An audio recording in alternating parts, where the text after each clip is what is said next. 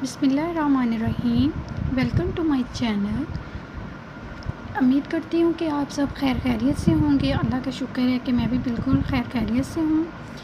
आज का हमारा जो टॉपिक है वो है एंग्ज़ायटी डिसऑर्डर। आप सब इस डिसऑर्डर से, इस वर्ड से वाकिफ़ तो होंगे, लेकिन आपको इसके सिम्टम्स और इसकी मेडिकेशंस और इसकी थेरेपी एज अ साइकोलॉजिस्ट जो है वो मैं आज आपको बताऊंगी।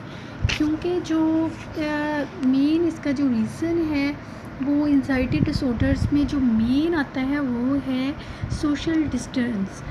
कि एक पर्सन जो है अगर वो एंग्ज़ायटी डिसऑर्डर्स में है तो वो जो है वो लोगों से इंटरेक्ट नहीं कर पाता। अगर वो लोगों से इंटरेक्ट करता भी है तो लेकिन वो बातचीत नहीं कर सकेगा, और उसको मतलब लोगों से एक अलग ही फेयर होता है कि वो ये समझता है कि जो लोग हैं उसके इर्द गिर्द के वो उसको नुकसान पहुंचाना चाहते हैं, या उसके क्या ऐसा रीज़न है कि बस उसके अंदर यही एक चीज़ बैठी होती है कि लोग जो हैं वो मुझे बहुत ज़्यादा नुकसान पहुंचाना चाहते हैं, वो मेरा साथ नहीं दे रहे, या कुछ भी ऐसी चीज़ें। लेकिन अगर हम लोग देखा जाए तो ये क्यों होता है? अगर फॉर एग्ज़ाम्पल अगर चाइल्डहुड में उसके साथ कुछ ऐसा वाक़या हुआ है कि जिसकी वजह से वो ये उसके दिमाग में ये चीज़ बैठ गई कि लोग अगर किसी के पास कुछ हो तो लोग उसको उससे छीनना चाहते हैं कुछ भी। फॉर एग्ज़ाम्पल उसने अपने चाइल्डहुड में किसी के इन फ्रंट ये देखा हो अपनी फैमिली में कहीं भी कि कोई किसी ने किसी का मर्डर कर दिया या कुछ, तो वो चीज़ें उसके दिमाग में बैठ जाती हैं। अगर बड़ा हो के वो उसने कुछ चीज़ें अचीव कर लिया तो उसको यही ख़तरा रहेगा कि लोग मुझसे ये छीन लेंगे, या इसकी क्या कोई ना कोई इसकी वजह है। इसलिए जो सबसे जो मेन रीज़न है जो इसमें हम देखते हैं तो वो है कि जो पर्सन होता है उसको पैनिक अटैक आना शुरू हो जाते हैं। उसकी फ़िज़िकल एंड कॉग्निटिव जो सिम्टम्स हैं उसमें शुरू होना शुरू हो जाते हैं। फ़िज़िकल और कॉग्निटिव सिम्टम्स क्या होते हैं? फ़िज़िकल सिम्टम्स ये होते हैं कि उसकी जो बॉडी लैंग्वेज होती है वो चेंज हो जाती है। फॉर एग्ज़ाम्पल अगर वो किसी के सामने खड़ा है तो वो काँपने लग जाएगा।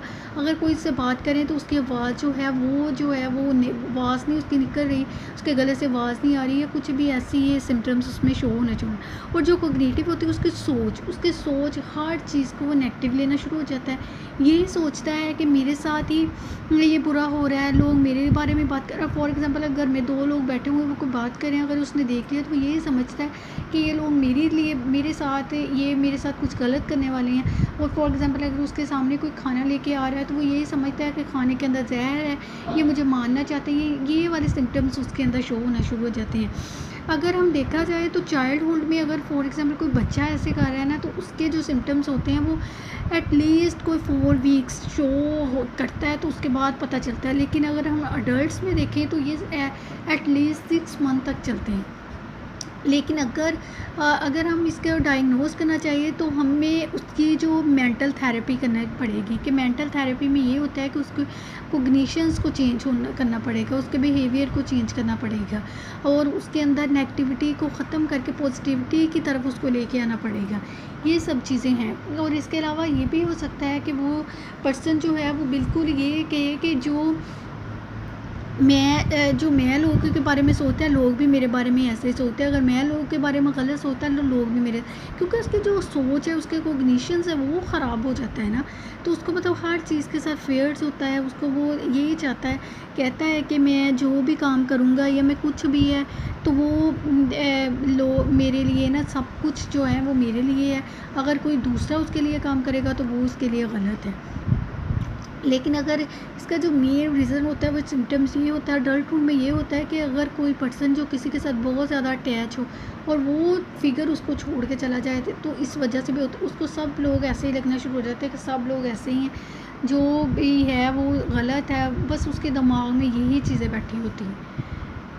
बीमार समझना शुरू कर देता है। वो ये समझता है कि मैं बीमार हूँ, मुझे स्टमक प्रॉब्लम है, या वो समझता है कि मुझे वॉमिटिंग आना शुरू हो जाएगी, या मुझे वो हेडेक समझना शुरू हो जाता है। मतलब उसकी जो मेंटल और जो उसकी फ़िज़िकल जो अपीयरेंस है ना वो दोनों ख़राब हो जाती है। मेंटल तो उसकी कॉग्निशंस उसका बिहेवियर वगैरह ख़राब हो जाता है। फ़िज़िकली भी वो ख़ुद को ये समझता है कि मुझे नींद नहीं आ रही, या मैं कोई काम नहीं कर सकता, या मुझे इलनेस फ़ील हो रही है, या कुछ भी ऐसे सिम्टम्स उसके अंदर शो होना शुरू हो जाते हैं। तो एज़ अ साइकोलॉजिस्ट जो उसके लिए है कि पहले हम लोग उसके कॉग्निशंस को, उसके बिहेवियर को चेंज करने की कोशिश करते हैं कि ताकि उसका बिहेवियर जो है वो चेंज होना शुरू हो जाए। उसकी थेरेपी करते हैं, उसकी काउंसलिंग करते हैं और उसको लेके आते हैं। और उसको जो फर्स्टली है, हम लोग कोई भी ऐसी मेडिसिन उसके लिए रेकमेंड नहीं करते कि जो मतलब ज़्यादा हार्मफुल हो या उसको कोई इफ़ेक्ट हो या स्लीप में वो चला जाए या कुछ ऐसा।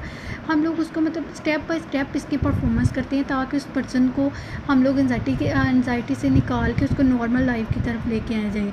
उम्मीद करती हूँ कि आपको मेरा आज का टॉपिक बहुत पसंद आया होगा। और अगर आप कोई और टॉपिक वगैरह या कोई भी ऐसी वीडियोस वगैरह देखना चाहते हैं तो आप मुझे डिस्क्रिप्शन बॉक्स में आप मुझे बता सकते हैं। और प्लीज़ मेरे चैनल को लाइक कीजिएगा, शेयर कीजिएगा और अपने कमेंट से मुझे बताइएगा।